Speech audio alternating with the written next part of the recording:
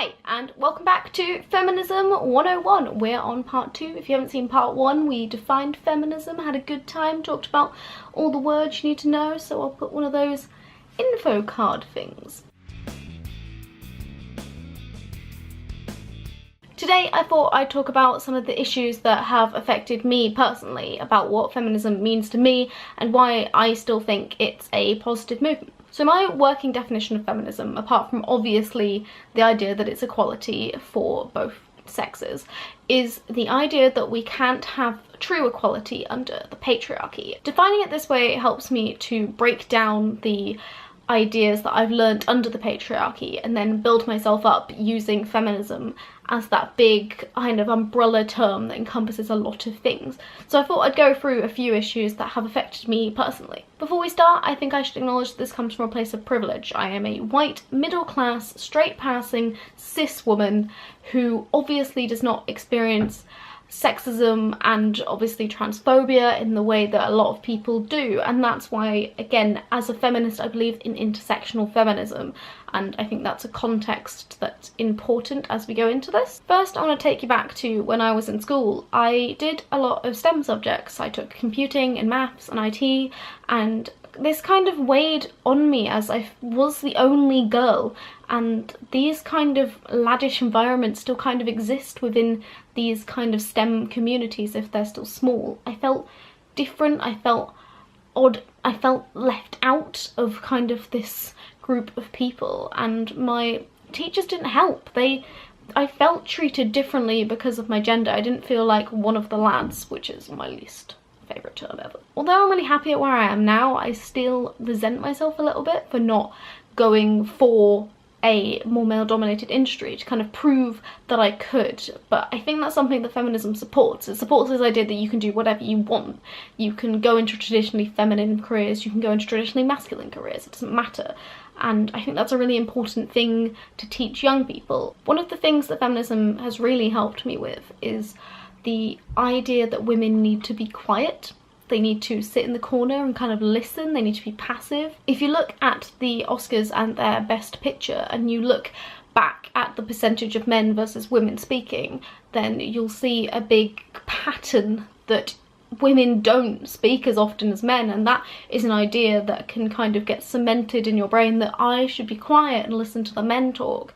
But feminism helped me realise that I have an opinion, and doing this YouTube channel really has helped me know that I have an opinion and I deserve to be listened to. Another thing worth looking at is the Bechdel test, a test where you take a film, you take a TV show, and you ask, are there two women having a conversation, just two women, about something that's not a man?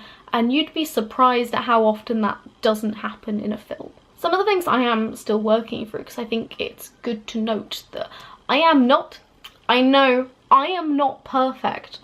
One of the things that still really gets me down is my weight. I have cried about it multiple times because I still think there is a stigma in society that women, they have to look a certain way. They have to be skinny, they have to be pretty, they have to be a object of male affection, and that's something that we should strive to achieve. I think there's been great strides in the last 2 or 3 years to really hone the point that we don't have to do that, but I think there is still, you know, there's still the voice in my head that says, oh, you need to, you know, you need to lose some weight, you need to wear makeup, you need to have nice hair.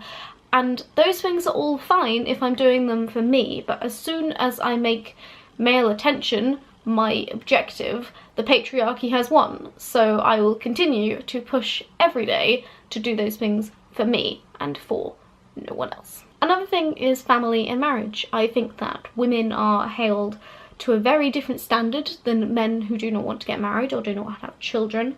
And for me, these were ideas that kind of taught, but they are a hard thing to break down, the idea that you don't have to do those things.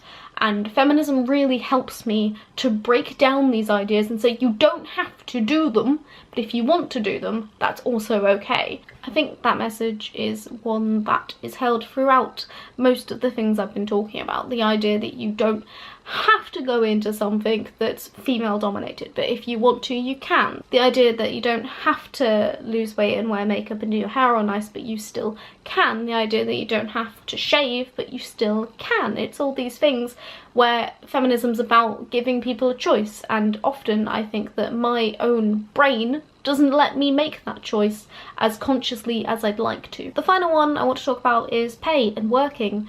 And it's a very similar theme, but one of the things I realised the other day was, in my head, if I have a husband, he should be earning more money than me. And that doesn't make any sense, I know. When you look at it logically, when you look at it through the sweet feminist lens, you go, that makes 0 sense. Why would you think that if you believe in equality for everybody? But because of all the things I've kind of been taught subconsciously through media, through old-fashioned viewpoints, that's something that really stuck in my head, was I can be the breadwinner for a future partnership or a future family if I want to. And I really hope I do, because that idea makes me really happy. Before we end, I'd like to give a quick note that obviously I don't want to make a new set of double standards where women can do whatever they want and men just have to do traditionally masculine things. I truly believe that men should also go out and do what they want, and that's why feminism is for both genders, and I think it's a really important movement, even if, for me, the privileged feminist, it is simply through conversation where we talk about these issues and we make them wider known, and we build up people and we let people be happy and enjoy themselves and love themselves just the way they are and live their lives like they want to. So I hope you enjoyed that. That's just kind of some of the ways that feminism has affected me, and it's why I still advocate for the movement, and it's why I still defend the movement as a whole. If you want to come along, this is a 5-part series and we're only on video 2. I will put a subscribe button just here, and the last video about defining feminism, if you didn't watch it earlier. I'm only a little heartbroken, but you can watch it right here. I hope you've enjoyed, and I will see you in the next one where we'll be talking about the history of feminism. If you want to leave all how feminism's helped you in the comments, go for it, and I will see you next time.